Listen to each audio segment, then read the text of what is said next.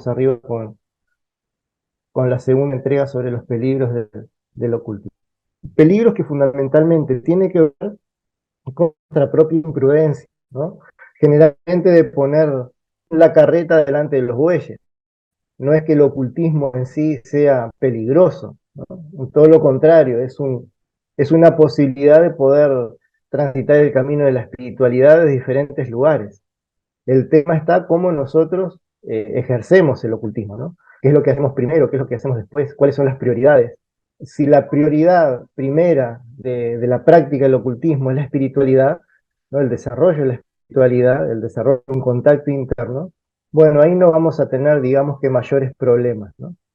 Pero si el desempeño del ocultismo tiene que ver con, no sé, conquistar el poder, conquistar el público, conquistar eh, no sé, un poder adquisitivo distinto. Hoy está muy de moda el tema de la abundancia y se interpreta la abundancia como lo que tiene que ver con la plata y no necesariamente tiene por qué ser así. Es más, la abundancia antes que nada es una abundancia que tiene que ver con lo espiritual.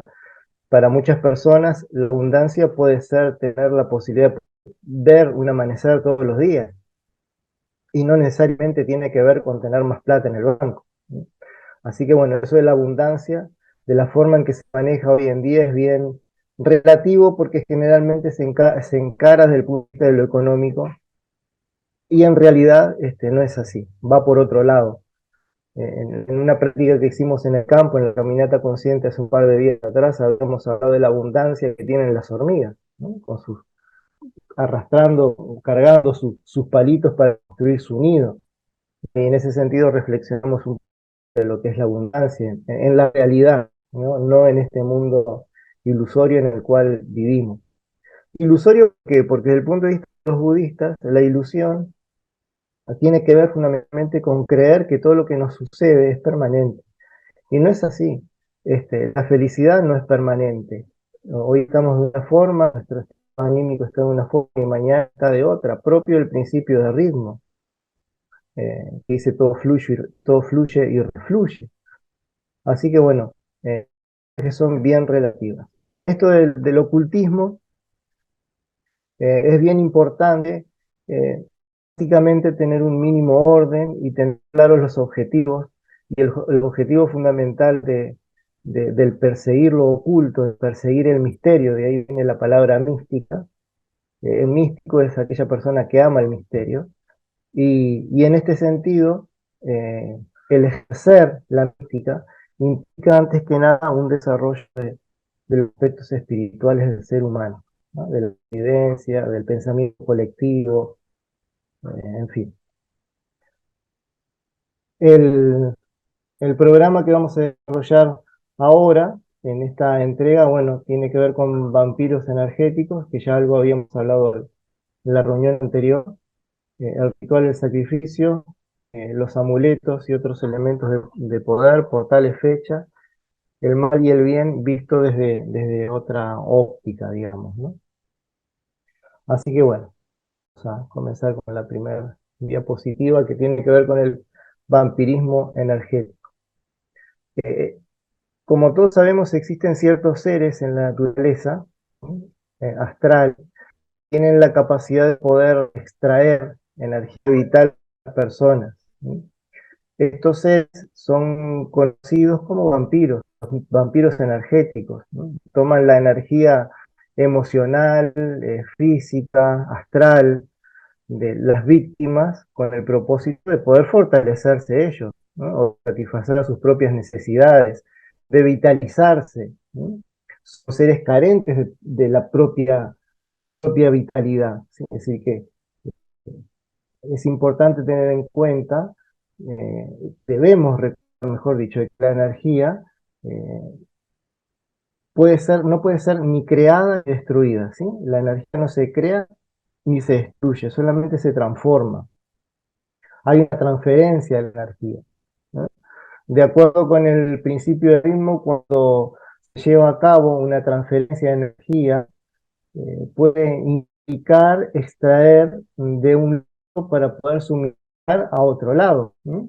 extraer energía de un elemento para poder suministrar energía a otro elemento. ¿Por qué? Porque no se crea ni se destruye, solamente se transforma. Entonces, para mantener la vitalidad, estos seres toman energía de un lado, la transforman y la llevan a otro elemento. De ahí que en ocasiones, durante el proceso de extracción de energía, una persona pueda sentirse exhausta, mientras que la otra persona se siente revitalizada, se siente, se puede sentir completa. Esto también sucede en el ámbito de emociones. La persona que toma energía de la otra se siente emocionalmente bien arriba, bien activa, mientras que el otro individuo, bueno, se encuentra bastante mal, ¿no? Se puede estar en una situación complicada, inclusive puede llegar a enfermarse, teniendo en cuenta de que el metabolismo se refiere a los procesos físicos y químicos que tienen que ver o que involucran la conversión y uso de la energía en el cuerpo. Nuestro cuerpo se ve afectado también por estas transferencias de energía desde el punto de vista orgánico, ¿sí? Es decir, que el vampiro energético requiere más energía debido a que su propia producción energética se encuentra obstaculizada, no puede producir energía por sí mismo, ¿no? O la que produce no es suficiente ante la energía que pierde, ¿no? Lo que lleva a demandar del entorno lo que su propio metabolismo no puede llegar a generar directamente por sí mismo. Aquí el proceso autopoyético del cual hablaba Maturana se ve obstaculizado. La autopoiesis es la capacidad que todo organismo vivo tiene de poder realimentarse a sí mismo, ¿no? Y en este sentido estos procesos se ven obstaculizados cuando hay alguna dificultad a nivel emocional o orgánico o espiritual, ¿no? Y por esta razón estos entes, estas entidades o estas personas requieren de baterías externas, digamos, ¿no? Porque la propia no puede procesar la energía, ¿no? Una representación del vampiro se encuentra, por ejemplo, en la figura de Drácula, ¿sí? Quien se alimenta succionando la vida a través de la boca. Tengamos en cuenta de que, por ejemplo, en el periodo de desarrollo del feto, a nivel de la vida intrauterina, nuestra primer boca es el ombligo, ¿sí? Que conecta a nuestro cuerpo con el líquido amniótico, por ejemplo, ¿no? Es decir, que el primer lugar donde nosotros nos alimentamos es a través del ombligo, que es el lugar al mismo tiempo donde se encuentra el cordón de plata, que nos conecta con el cuerpo astral, que es el cuerpo de las emociones y de los deseos, por lo menos desde el punto de vista de las tradiciones orientales, ¿sí? Después de esa primer boca tenemos una segunda boca, que es con la que nos alimentamos a través de la lactancia materna, ¿sí? Y en este sentido, Drácula, precisamente, al no poder eh, procesar energía por sí mismo, requiere de la vitalidad de otras personas y esto es lo que integra a sí mismo a través de la absorción de la sangre, ¿no? Por lo menos desde el punto de vista mitológico, que tiene su simbolismo también con la realidad desde el punto de vista astral. Es importante señalar que existe una diferencia entre lo que es un vampiro energético y un parásito. Son cosas distintas. El parásito no tiene una existencia independiente del huésped, ¿no? Sin embargo, el vampiro sí puede sorber la vida de otros indistintamente, pero en cambio el parásito está siempre anclado, enraizado a un huésped, ¿eh? Generalmente estos parásitos son o pertenecen al plano astral. Pero ¿cómo nosotros nos podemos proteger de los vampiros energéticos y en ocasiones de los parásitos? En el entorno doméstico, por ejemplo, estas entidades suelen concentrarse, fundamentalmente los parásitos, suelen concentrarse en los vértices de las construcciones, ¿no? O debajo de las camas, por ejemplo, ¿sí? Donde se acumulan energías densas en áreas que son poco iluminadas, lugares donde hay humedad, ¿no? Donde está donde se forman, por ejemplo, recuerden siempre el principio de correspondencia. como es arriba es abajo, ¿no? Entonces, aquellos lugares de nuestra casa o de nuestro propio organismo, ¿no? Donde brotan hongos, ¿no? Ahí es posible que haya parásitos también a nivel energético en el plano. Si creemos que estas entidades están en nuestro hogar, pensamos que están en nuestro hogar, es importante llevar a cabo, bueno, una limpieza, ¿no? Una limpieza que no tiene por qué ser una limpieza energética o contratar a alguien para que nos limpie la casa. Esa limpieza la podemos hacer nosotros mismos, permitiendo la circulación de aire fresco en los rincones de nuestra casa, debajo de las camas, levantando las camas, ¿sí? Asegurar la entrada de iluminación solar directa o de forma indirecta. Un método también adicional podría ser colocar dientes de ajo. Yo sé que suena un poco extraño, pero bueno, es así, dientes de ajo que estén rotos, que aparezca, que donde haya donde se sienta el aroma a ajo en las habitaciones donde creemos que puedan habitar estos parásitos o vampiros energéticos que también pueden ser astrales, ¿no? El ajo tiene una propiedad, eh, tiene la posibilidad de poder estimular el sistema inmunológico también en nosotros, ¿sí? Si nosotros consumimos ajo, un dientito de ajo en la mañana, antes del desayuno, estimula precisamente el sistema inmunológico, ¿sí? Especialmente a través de sus uno de sus componentes es la alicina, ¿eh? Que también posee efectos cardioprotectores, protege nuestro corazón, ¿sí? Y es lo que precisamente le da ese aroma característico al ajo, ¿sí? Y bien sí como método de defensa eh, también ante depredadores naturales. Esto eh, puede ser aprovechado como una forma de protección a nivel astral, ¿no? Las películas no estaban equivocadas al usar el ajo en contra de Drácula, ¿no? Además, estas criaturas viven en nosotros también gracias a nuestra propia resonancia magnética, ¿no? La pregunta es, ¿por qué estas criaturas se acercan a nosotros? ¿Existe una vibración afín que facilita el encuentro con estas entidades? De aquí que es bien importante el autoconocimiento, y sé que suena un poco extraño. ¿Qué tiene que ver el autoconocimiento con la afinidad que nosotros podemos con estas criaturas, con estas entidades, como para que se nos acerquen por medio de un fenómeno magnético? ¿Qué tiene que ver eso del autoconocer? Eh, Preguntarnos, ¿quién soy yo hoy? Yo no soy el mismo de hace 7 días atrás, ¿no? Habíamos hablado en otras reuniones de que nuestro estómago, por ejemplo, tiene la posibilidad de poder regenerar sus células cada 4 días, la piel cada 21 días aproximadamente. Así que mi cuerpo organismo no es el mismo organismo que yo tenía hace un mes atrás. Lo mismo sucede con nuestro carácter. No dar por sentado quién soy yo. ¿No? Yo ya me conozco. Bueno, en la medida que uno sienta o crea que ya se conoce, bueno, no tiene la posibilidad de poder explorar otras regiones de sí mismo y descubrir cosas nuevas, producto del desarrollo y de la evolución cotidiana, que se da cotidianamente. Pero ¿qué tiene que ver esto con la inmunidad? No solamente desde el punto de vista energético, sino que también desde el punto de vista orgánico, que tiene que ver el autoconocimiento del sistema inmunitario, con el no agarrar una gripe. ¿Eh? ¿Qué tiene que ver eso? Bueno, precisamente porque el sistema inmunitario se basa en el reconocimiento del instinto.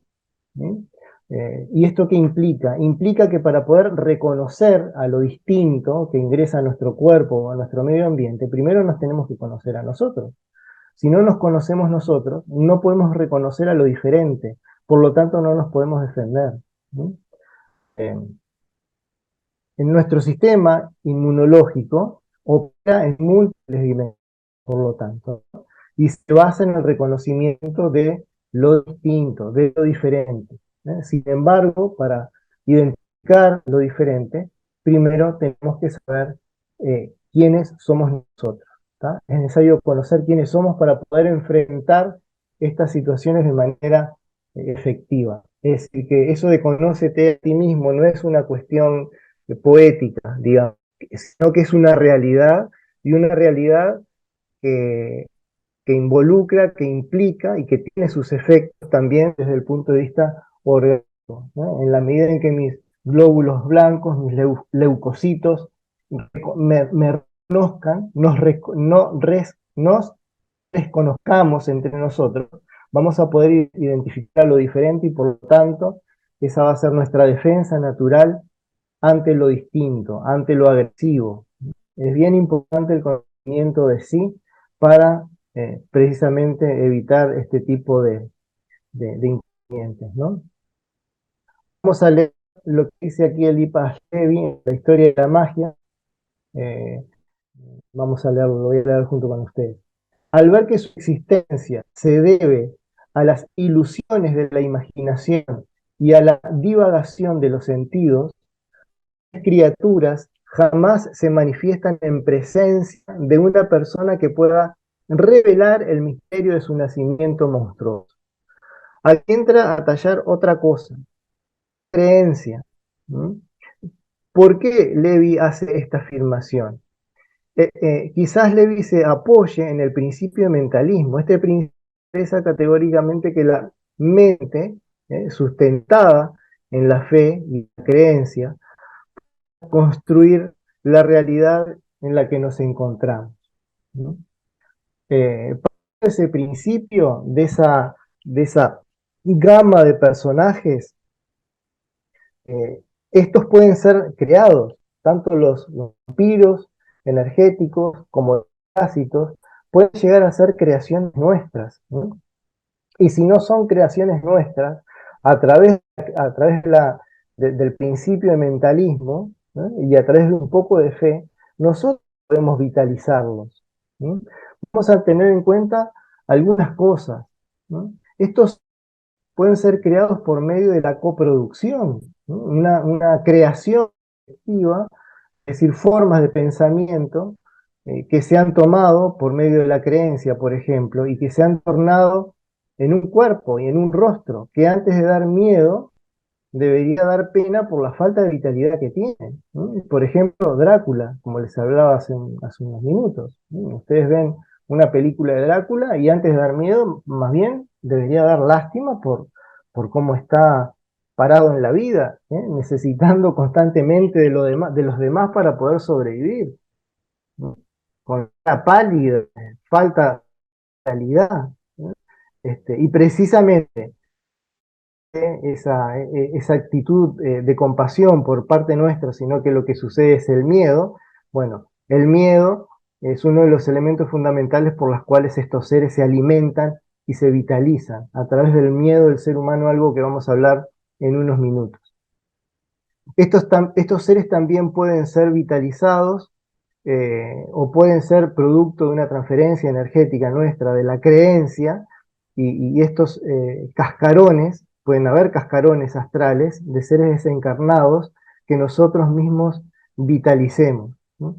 Estos cascarones son materia astral, energizada por los propios parientes o allegados del difunto, ¿no? Ese anhelo de querer volver a vincularse con la persona que ya no está, puede ser de que potencie, de que vitalice cascarones astrales y que los interpretemos como nuestros verdaderos parientes. Y resulta que los parientes no están ya acá entre nosotros, sino que lo que quedó en el ámbito astral fue simplemente una parte de su cuerpo astral, algo que le llamamos el cascarón astral. Este cascarón astral se puede vitalizar y dado que tiene cierta conexión con la voluntad y los principios del ser que falleció, pueden adquirir una voluntad individualizada con el carácter, porque recuerden de que el plano astral, de que el cuerpo astral, mejor dicho, es el plano de las emociones, de los deseos, de los anhelos, de las aspiraciones, y esto queda impreso en este cascarón astral, y este puede llegar a hacerse pasar por nuestros verdaderos familiares. Y no es así. Por eso es que hay que tener cuidado, por ejemplo, con la mediunidad. Desde mi punto de vista, el 100% de los mediums se conectan con estos cascarones, y afirman, sienten, creen de que realmente es el difunto y no es así, sino que es un cascarón astral que fue vitalizado con la creencia de los familiares y producto de que formó parte de sus cuerpos en la vida anterior. Bueno, tiene las mismas aspiraciones, los mismos deseos, los mismos miedos, las mismas preocupaciones, que la esencia ya no está en este plano, ¿no? Sino que trascendió y que se encuentra en otros planos y en otras dimensiones. Así que bueno, hay que tener precaución con esto de la mediunidad. Ahora vamos a entrar en otro tema interesante que es el ritual y el sacrificio. ¿Sí? Y para esto nos vamos a avanzar en un principio que lo vamos a leer aquí. Este principio de ser la naturaleza mental del universo explica fácilmente los varios fenómenos mentales y psíquicos que tanto han preocupado la atención del público y que sin tal explicación no son comprensibles y desafían a toda hipótesis científica. ¿Sí? Precisamente del principio de mentalismo y no solamente está involucrado con el principio de mentalismo, esto de los rituales y del sacrificio, sino que también con otros principios, como por ejemplo el principio de género. ¿Sí? ¿Qué es un rito? Un rito es un conjunto de procedimientos que persiguen un fin en particular, ¿no? Estos acompañados por gestos, por palabras, eh, por cierta simbología que se realizan en un orden específico para poder obtener un resultado en particular. ¿Sí? El objetivo de un rito también puede ser demostrar una fidelidad a algo particular. ¿No? Pueden conmemorar también eventos importantes, marcar transiciones, ¿tá? Del desarrollo de la persona. ¿No? Eh, Pueden generar también una unidad en el grupo. Hay ritos que se realizan para generar o provocar un elemental mental en un grupo, ¿m? En una religión, en una secta, o establecer un vínculo también con, con este elemental. Todo grupo desarrolla un elemental mental que es común, ¿sí? Al grupo. Es una suerte de promedio desde el punto de vista energético y mental de las diferentes personas que están en el grupo. Precisamente el rito, lo que puede hacer un rito, lo que puede generar es potenciar este mental generando una mayor cohesión entre los integrantes del grupo, ¿no? O de la secta, ¿no? El rito requiere determinados procedimientos que están basados fundamentalmente en el principio de mentalismo y de causa y efecto, ¿no? Toda la parafernalia que se utiliza en los ritos permite facilitar precisamente y alcanzar determinados estados de conciencia o generar estados mentales que provoquen determinados efectos como los que les acabo de mencionar. Lo que vamos a ver a continuación está relacionado precisamente con las implicancias que tiene que ver un rito y cómo el principio de mentalismo actúa eh, en este sentido, ¿no? A través del cumplimiento de objetivos finales. Así que bueno, presten atención al video y después lo comentamos.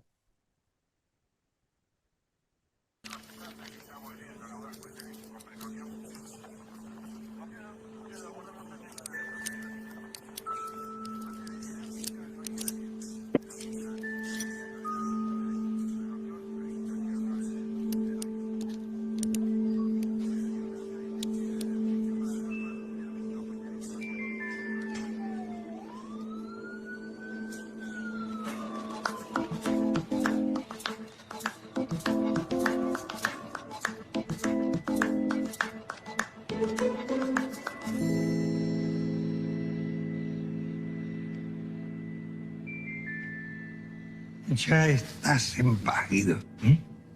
Ya sos libre. Ahora, cuando te lo ordene, vas a dejar caer el hígado y se va a llevar todo ese dolor que te causó esa relación. ¿Mm? Sí. Oh. Vamos. A ver, chicos. Bueno. ¿Estás? Sí. Suéltalo. Va. ¿Ahora?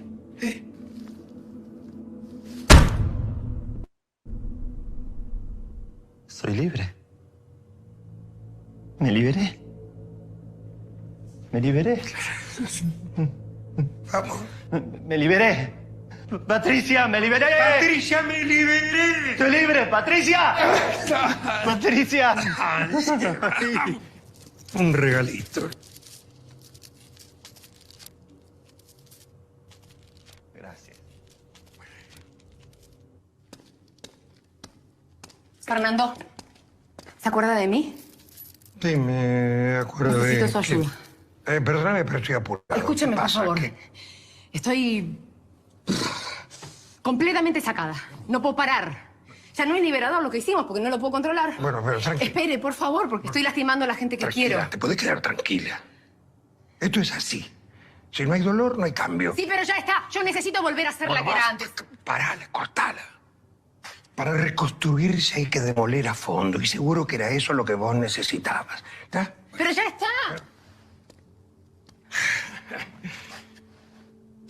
La podés cortar. Vos sabés que sos la misma piba de siempre. Acá en tu cabeza tenés todo. Vos tenés el control, no yo. Yo no hice nada. Te sugestionaste como se sugestionan y entran como caballos todos los desesperados. Es eso. Pero... El control lo tenés vos. ¿Querés dejar de herir a la gente? Arranca ya, ya está, listo. Empezá hoy. Nada, nadie te puede parar. Permiso. ¿Y el ritual?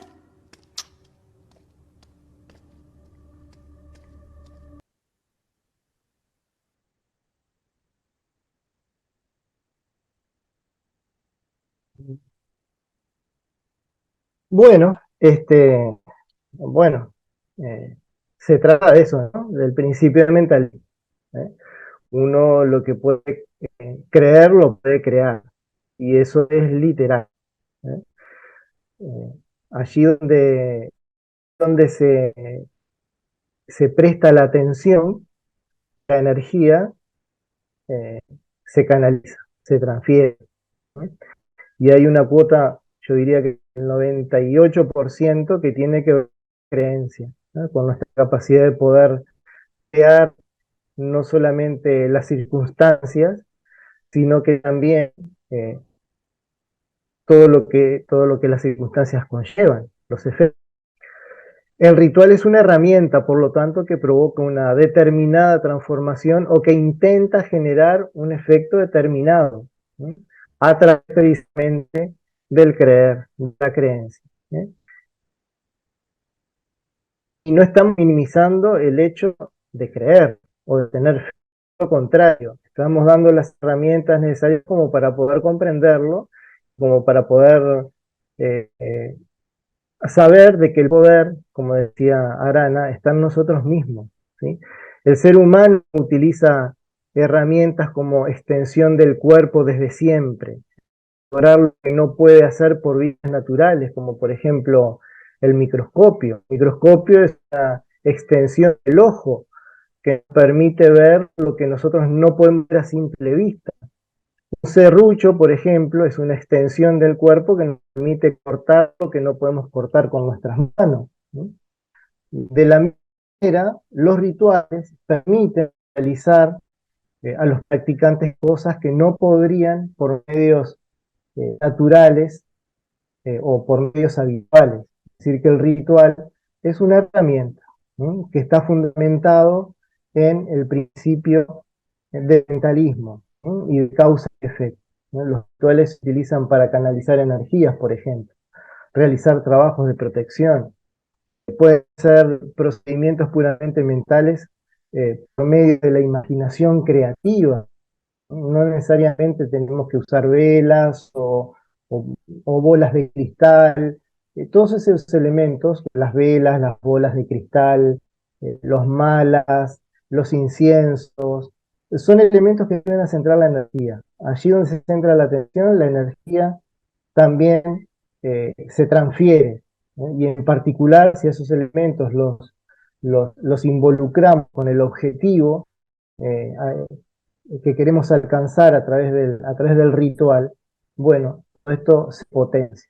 Pero una vez que nosotros práctica, gracias a un debido control mental, no necesitaríamos de todas estas parafernalias para llevar adelante, o por lo menos para poder cumplir con un objetivo, ¿no? Dentro de los ritos también se realizan movimientos corporales que potencian esta canalización de energías para cumplir un objetivo en particular. También se usan símbolos o se usan instrumentos de todo tipo, los amuletos, por ejemplo. El amuleto, ya, ya, ya les digo cuál es la técnica para crear su mejor amuleto.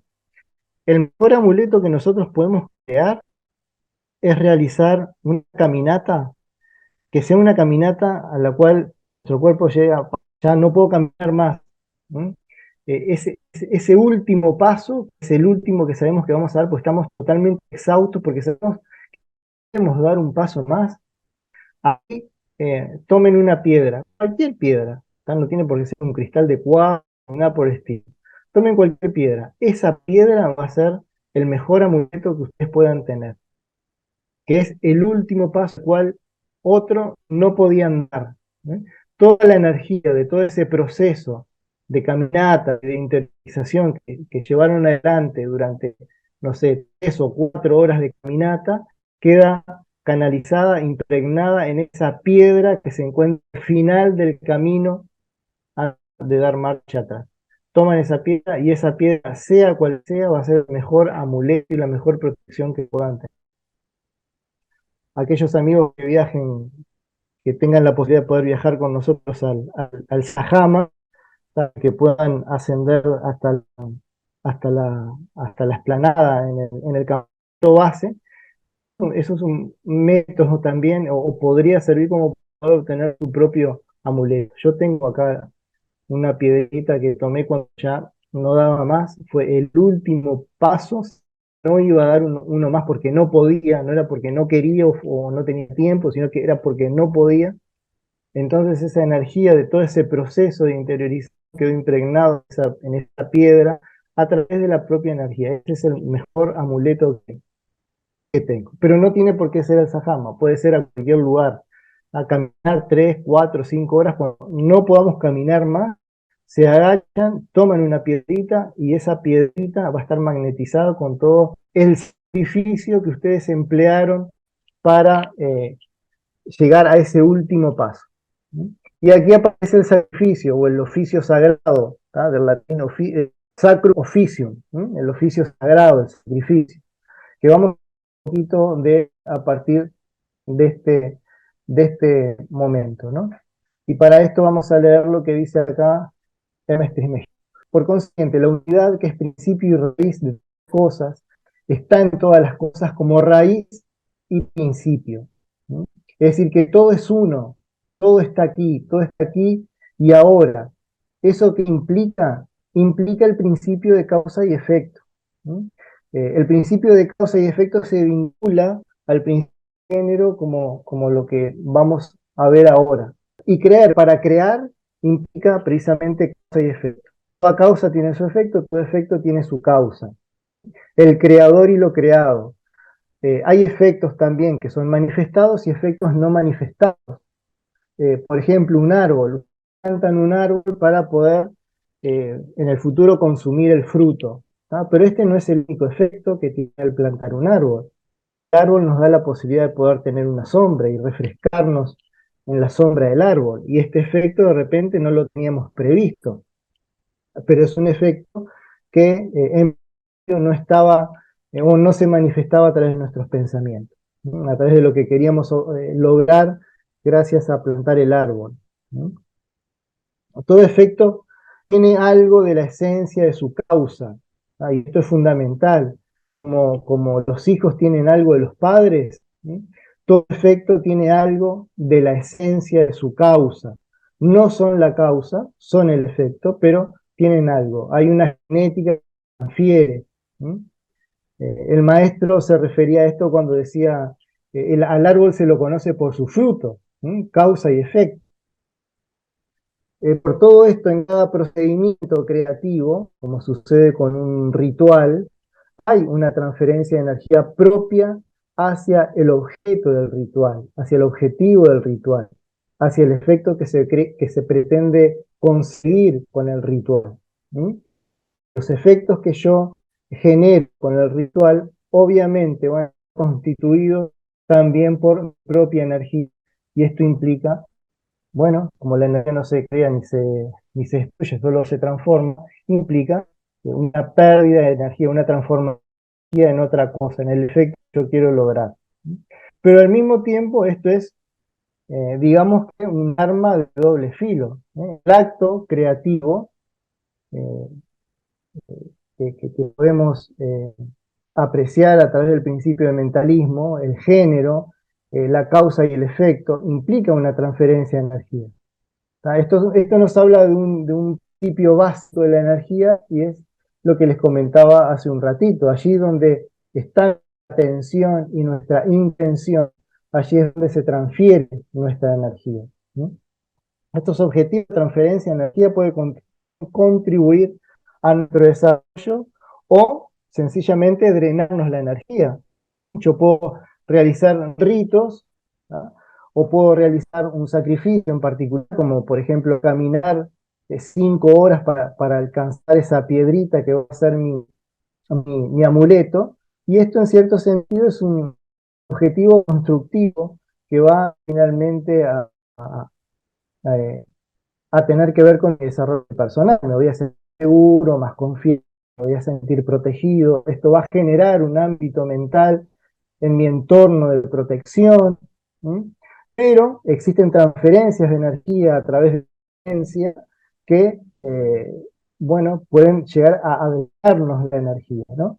Tenemos que tener en cuenta que si contribuye a nuestro desarrollo, no implica solo la individualidad, sino que también implica nuestro medio ambiente. Es decir, que la piedrita que yo consiga a través del sacrificio de caminar 5 horas, no solamente me va a involucrar a mí, mi estado emocional de seguridad, de paz, de equilibrio, de sentirme protegido, no solamente mi influencia, sino que también se manifiesta en el medio ambiente, en mi familia, en mi casa, en mis mascotas. No es solamente una cuestión individual. Hay un retorno de la energía que yo entrego a través de este sacrificio para poder crear mi amuleto, este, y esta devolución de la energía implica también un bienestar a todo mi entorno. ¿Sí? No sucede cuando mis creencias, mi atención se encuentran focalizadas en cuestiones que más bien produzcan una pérdida de la energía, ¿no? Y a esto vamos, y a esto vamos a ir, ¿no? Si bien es una práctica con la cual nosotros no estamos de acuerdo, no podemos negar de que forma parte de ciertas culturas orientales y occidentales esto del sacrificio de los animales, ¿no? Y esto lo vemos también en nuestro medio ambiente, en Uruguay. A veces vamos a un cruce de caminos y encontramos sacrificio de un animal, ¿no? Encontramos desde gatos negros muertos hasta gallinas, ¿no? Aquí nuestra atención eh, produce una transferencia de energía hacia ese lugar que se encuentra ese animal muerto, ¿no? Y esta energía que nosotros transferimos a través de la atención, bueno, deja de pertenecer a nosotros. Estamos hablando aquí de una pérdida de energía, la creencia no sé, del ver a esa gallina muerta y pensar de repente que eso estaba ahí para que alguien, o para que yo, o para que fulano, no sé, viviera, vivir algo en particular, ¿no? Ahí estamos hablando de una pérdida de energía por medio de la atención, la intención, y si nosotros a eso le agregamos creencia y fe, bueno, es una energía que no va a volver a nosotros, sino que va a ser drenada, ¿no? Hay culturas que practican eh, el sacrificio ritual con determinados fines, ¿no? desde tiempos ancestrales, las comunidades andinas, por ejemplo, han ofrecido los suyus, o abortos de llama como ofrenda a la tierra. Pero esto es distinto a lo que hacen los brujos que andan por ahí en la vuelta, ¿no? Ellos lo llevaban adelante como una suerte de ofrenda a la tierra. Esta práctica se basa en la creencia de que los Zulius son un regalo a la Pachamama, a la Madre Tierra, y que va a tener como objetivo al colectivo, no a una persona, no a una individualidad, no a un ego en particular, ¿no? Sino que finalmente este sacrificio va a redundar en el bienestar del colectivo, la comunidad, ¿sí? O a través de el agradecimiento por de todo el proceso de siembra, por ejemplo. Los zulius se sacan de la panza de las llamas que mueren preñadas o de aquellas que se carnean para hacer, obviamente, para servir alimento sin saber que están esperando crías, ¿no? A veces se matan estas llamitas, no se sabe, no sabe de que están esperando cría, bueno, y estas crías es ofrecida a la tierra, sacrificio en agradecimiento por lo obtenido hasta el momento.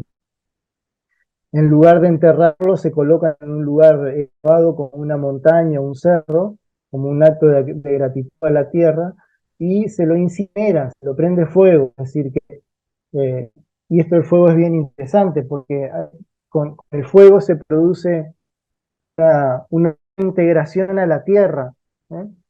Arriba, en la cruz, cuando Jesús fue crucificado, había una sigla que decía INRI, ¿sí? Que se interpretó en su momento como... Significa Jesús de Nazareno, Rey de los Ahí judíos. va, exactamente. Jesús de Nazaret, Rey de los judíos. Eso es lo que se interpretó en la Biblia en el Nuevo Testamento. Pero sí me acuerdo del latín, el sentido místico, que es igni natura renovator inter. Significa solamente a través del fuego se renueva la esencia, ¿eh?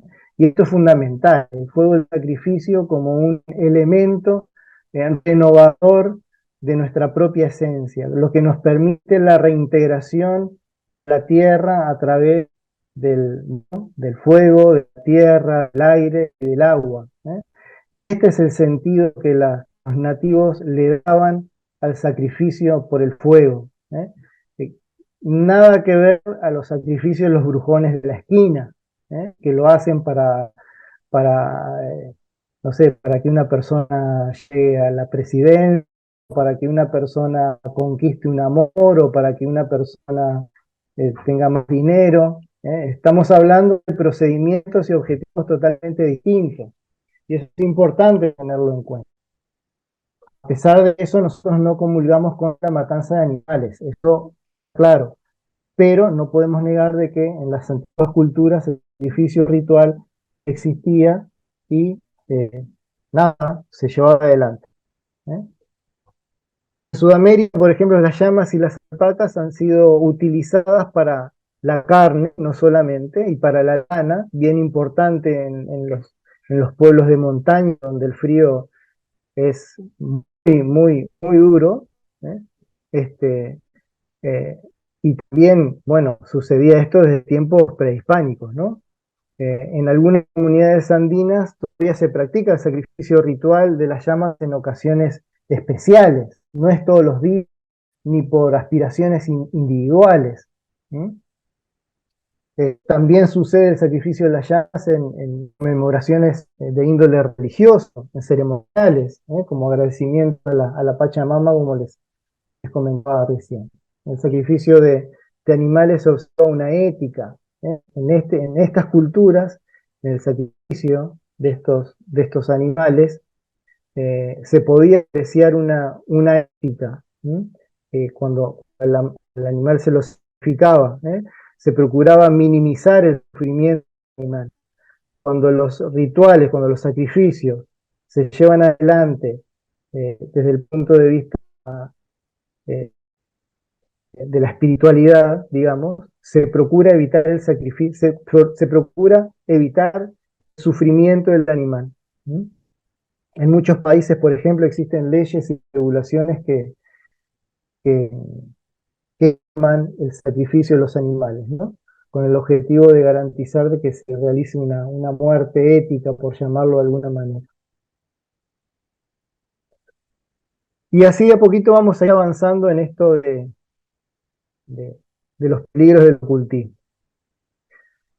Antes de continuar, vamos a recordar un poco lo que hablamos en la reunión pasada. En la reunión pasada hablamos de que el universo material que nosotros conocemos, el tangible, tiene 7 dimensiones. Y nosotros tenemos 7 cuerpos para actuar en cada una de estas 7 dimensiones. ¿No?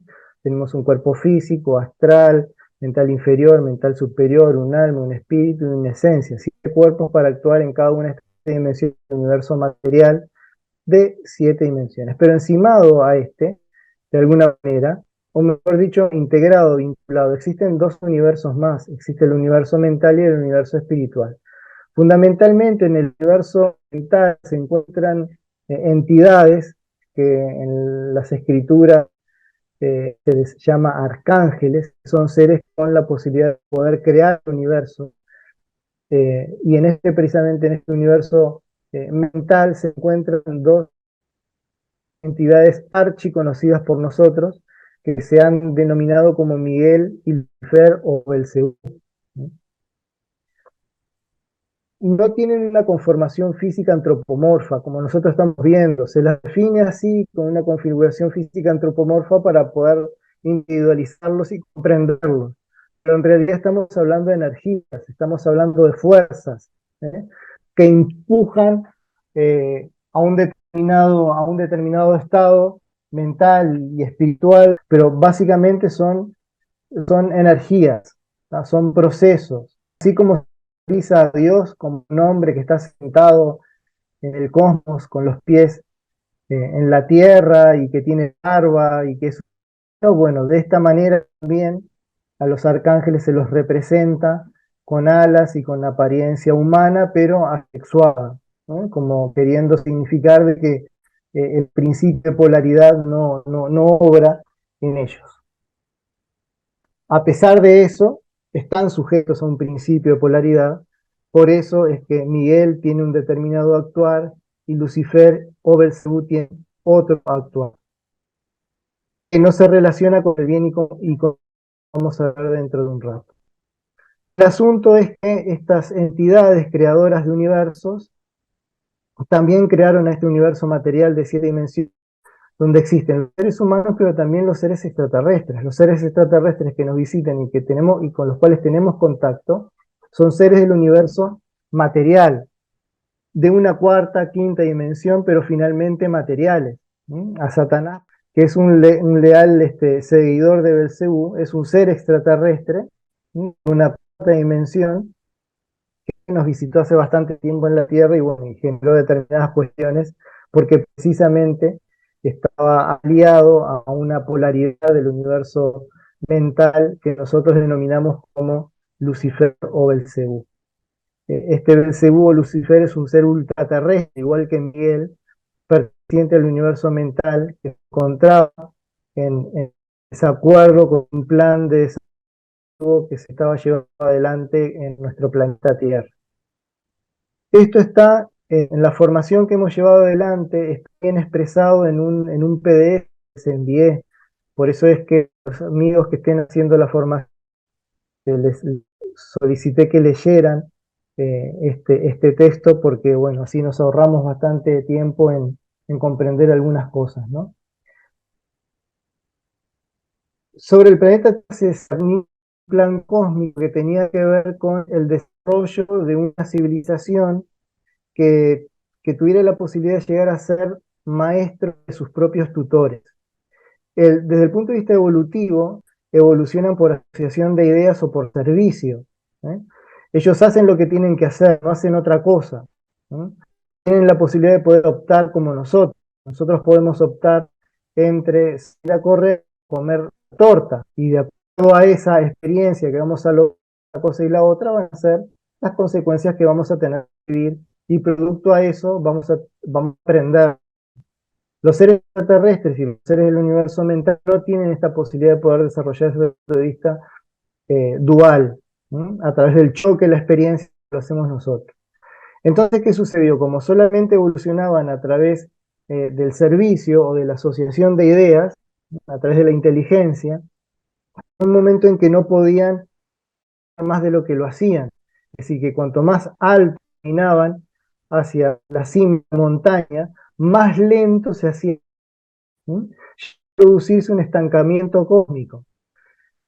Entonces, se trató de crear un sistema evolutivo donde este estancamiento cósmico tuviera una tal para que precisamente se pudiera crear de forma más rápida. Este sentido, o con este sentido fue creada nuestra humanidad. Nuestra humanidad fue creada para que nosotros en algún momento podamos llegar a ser maestros de nuestros propios maestros.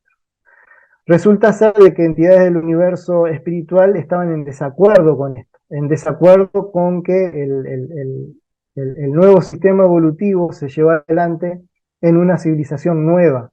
Ellos querían, o estas entidades del universo mental asociadas a Lucifer y a Belcebú, querían de que el nuevo sistema evolutivo se experimentara en seres extraterrestres que ya estuvieran viviendo el propio proceso evolutivo. ¿Ah? Sin embargo, hubieron entidades que dijeron que no, que esto no debía ser así, sino que debía ser o debía comenzarse a través de una civilización nueva, ¿sí? Es decir, la nuestra. En principio se experimentó con ocho planetas de categoría UR, solamente sobrevivió uno, que es nuestro planeta. ¿Y por qué sobrevivió? Porque hubo un individuo en nuestro pasado que logró conectar el universo material con el universo espiritual a través del universo mental. Y este es el objetivo, entablar un puente entre el universo material de 7 dimensiones y el universo espiritual para que a través de ese puente, digamos, se pudiera evolucionar de una forma más rápida. Entonces sucedió un momento de suerte de revuelto, de que habían entidades del universo material que querían de que esta experimentación se llevara adelante con ellas y con ellos y no con una civilización nueva. ¿Sí? Uno de los seres terrestres que estaban en desacuerdo con que esto sucediera fue precisamente Satanel, un ser extraterrestre de una cuarta dimensión del universo material. ¿Sí? Este plan fue obstaculizado por esta entidad llamada Satanel y fue precisamente enviado a otros seres a intervenir en nuestro proceso evolutivo, ¿no? Por lo tanto, a través de una civilización nueva y original se intentaría estimular y establecer el proceso de evolución cósmica que estaba llevando adelante por medio de la observación, la asociación de ideas, y en el caso nuestro, se llevaría a partir de ese momento a través del choque de la experiencia, ¿eh? A través de la elección, a través de la dualidad. Luego se desarrolla en la dualidad por ese motivo, ¿sí? Para esto la nueva civilización se vería enfrentada a diferentes dificultades que permitirían, por medio del aprendizaje, alcanzar un grado evolutivo, llegando a ser, como les comentaba hace un momento, maestros de nuestros propios tutores, ¿no? En determinado momento, Satanás, ser extraterrestre, que estaba influenciado por Lucifer o por Belcebú, influenció sobre sus compañeros para tratar de impedir de que el proyecto en el planeta Tierra continuase, ¿no? Esta es una de las causas por las cuales se produce una guerra, una conflagración cósmica, en la cual son vencidos Satanás y sus amigos, o Satanel y sus amigos, y son deportados al planeta Tierra, precisamente porque también de alguna manera pueden servir de obstáculo para nuestro proceso evolutivo y gracias a eso también poder desarrollarnos, ¿no? Con el paso del tiempo, estos rebeldes pierden sus cuerpos, producto de un proceso acelerado de envejecimiento, y quedan atrapados como entidades del bajo astral en nuestro planeta Tierra, y hasta hoy en día se encuentran en esa situación. Las entidades pueden escapar de nuestro planeta Tierra, por ejemplo, a través de cuerpos, ¿sí? pudiendo ocupar cuerpos y ser rescatados por naves extraterrestres y llevados a sus planetas de origen, o si no tienen cuerpos, si no tienen la posibilidad de poder ocupar cuerpos, pueden escapar también a través de la apertura de portales interdimensionales. Estos portales interdimensionales pueden ser abiertos de dos formas: a través de las cadenas ¿eh? mundiales de radiación llevada adelante por individuos que tengan que cumplir este propósito, o por medio de portales también interdimensionales abiertos, producto de la canalización de la energía del miedo, fundamentalmente a través de las guerras. De acuerdo a la religión, los seres humanos habían sido creados exclusivamente para servir a los dioses. Ellos les marcaban su actuación terrena, digamos, ¿no? Los seres humanos también son imitadores y colaboradores de los dioses en su momento, ya que estos conservan una suerte de orden cósmico. Es decir, que si los seres humanos no hacían caso a los designios de los dioses, bueno, básicamente eran, eran castigados, ¿no? El primer deber religioso de los sacerdotes, por ejemplo, que estaban en vínculo con estos dioses, era el de temer a Dios. Por eso en algunos lugares de la Biblia Dios exige el ser temido, el que le tengan miedo.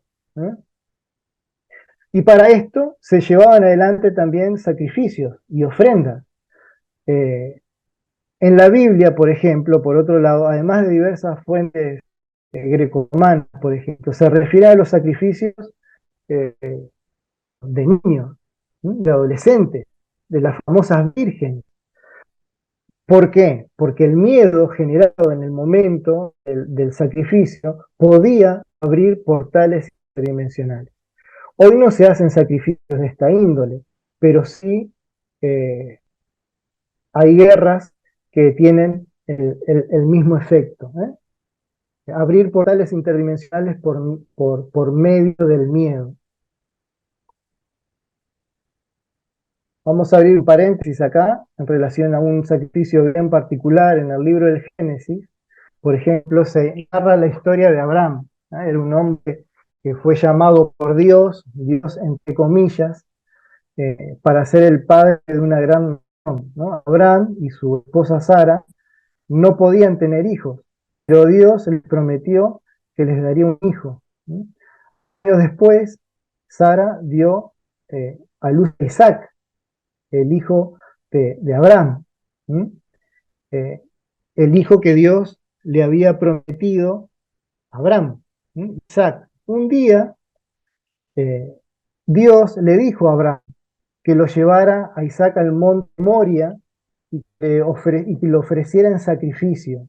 Dios exigía el sacrificio del hijo que había dado teóricamente él a Abraham. Abraham obedeció a Dios y partió con Isaac hacia el monte Moria para ofrecerlo en sacrificio. Cuando llega Abraham, construyó un altar y ató a Isaac. Luego levantó su cuchillo para sacrificar a su propio hijo a petición de Dios, que realmente no era Dios. En ese momento un ángel de Dios aparece y le dice a Abraham que no lo hiciera, que no lo sacrificara. Dios, ¿por qué? Porque Dios teóricamente había probado la fe de Abraham. ¿Sí? Es importante que leamos entre líneas estos párrafos de la Biblia. Dios le pide a Abraham sacrificar a su hijo, pero después es un ángel el que viene a decirle que no lo haga. La pregunta es, ¿por qué no lo hizo Dios? ¿Por qué Dios no le dijo a Abraham, no sacrifiques a tu hijo? ¿Por qué tuvo que venir un ángel y no fue el propio Dios? ¿Mm? Bueno, porque obviamente Dios no era Dios. Aquí vamos a cerrar el paréntesis y vamos a continuar este tema en relación a los egipcios. antiguos estaban en pleno contacto con los caídos que transmitieron a estos sacerdotes oscuros del antiguo egipcio, eh, que realizaran sacrificios de índole ritual. ¿Tá? ¿Y esto qué implicaba? Implicaba que cuanto más asustada estuviera la víctima, mejores resultados se obtendrían del proceso del sacrificio. Para eso se implementaban métodos de tortura, ¿tá? Inclusive el uso de drogas, de ciertas drogas. ¿Tá? Eran los productores de los ingredientes básicos secretos para que el sacrificio tuviera los efectos que estas entidades del bajo astral pretendían. ¿No?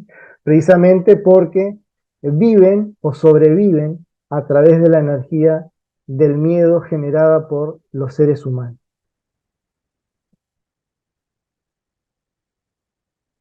Es decir, que la energía del miedo durante el proceso del sacrificio de alguna manera les garantizaba a estos caídos, a estos amigos de Satanás y Satanás, el aplazamiento de la muerte por envejecimiento también, ¿no? Y acá viene una cuestión bien interesante, y es la relacionada al bien y al mal, a la luz y a la oscuridad. ¿Eh? En este sentido, el enfoque que le damos es un enfoque distinto. Desde nuestro punto de vista, el mal no existe en sí mismo, el mal no es autológico. Para hacer el mal hay que hacerlo bien. Por ejemplo, si yo quisiera falsificar una pintura para poder comercializarla y ganar mucho dinero, a la pintura la tengo que hacer bien. Si no hago bien la falsificación, no voy a poder obtener los resultados que quiero. Desde ese punto de vista, el mal no es lógico, no, es autológico. ¿Eh? Al contrario del bien, el bien sí es autológico. Para hacer algo bien hay que hacerlo bien, no se lo puede hacer a medias, ¿no? Es decir, que el bien es autológico y el mal no. En definitiva, el mal es menos bien. El mal no es fuente. Nosotros podemos señalar la fuente de la luz, ¿sí? Y decir, bueno, la fuente de la luz es la flama de la vela, o es aquella lámpara, o es aquel farol, o es el sol. Puedo señalar dónde es la fuente de la oscuridad. La oscuridad no tiene fuente propia. ¿Por qué? Porque la oscuridad básicamente es menos luz. Si nosotros entráramos en una habitación oscura y pudiéramos encender una vela, por más de que las tinieblas fueran abrumadoras, al encender una vela, por más que una vela pequeñita, las tinieblas se diluyen, no le hacen oposición a la luz. No hay nada, no hay oscuridad que se ponga a la luz. ¿Por qué? Porque la oscuridad es menos luz. ¿Sí? Las fuerzas negativas que habitan en nosotros son la propia oscuridad. ¿Tá? Lo que hemos sanado adquiere poder por nuestras propias creencias de que el mal está afuera. Y la falta de luz en realidad está adentro. Tenemos que tener en cuenta de que todo lo que sucede afuera es proyección de lo que antes sucede adentro. Nuestras culturas lo han personificado de alguna manera, para intentar señalar afuera lo que en realidad tenemos adentro. Por creer, por creer que lo nefasto está por fuera de nosotros, y en realidad nosotros somos los constructores colectivos de la realidad del mundo. Por eso se nos decía hace 2000 años atrás, ama al prójimo como a ti mismo, porque si no nos amamos nosotros, si no me amo, ¿cómo hago para poder amar al prójimo? Si no me amo a mí, si me agrego a mí de forma consciente o inconsciente, a través de la mala alimentación, a través, bueno, de un sinfín de cosas, ¿cómo hago para poder amar al que está afuera de mí, al que no es prójimo, al que es distinto, al que es de otra religión, o al que es de otra raza, o al que es de otra cultura, o al que no piensa como yo? Si no lo amo, ¿qué efectos puede tener eso? Porque eso que está sucediendo afuera, antes sucedió adentro nuestro. Por eso la importancia de amar al prójimo como a ti mismo. Y debemos comenzar por ahí. Y no va a haber poder cambiar lo que está sucediendo ahora, si no comenzamos a amarnos a nosotros mismos.